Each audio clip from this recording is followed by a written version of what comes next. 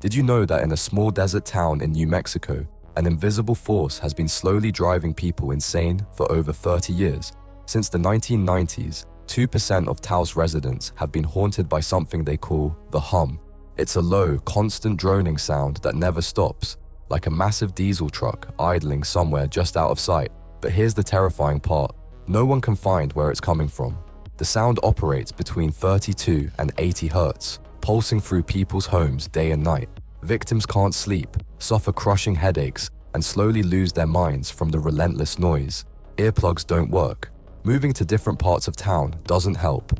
Government scientists from Los Alamos brought in the most sensitive equipment available. They found nothing. Federal agencies launched investigations. Still nothing. The military denied any involvement. Some believe it's coming from secret underground bases. Others think the earth itself is crying out. But after decades of research and millions of dollars spent, the Taos hum remains completely unexplained, and it's still driving people crazy.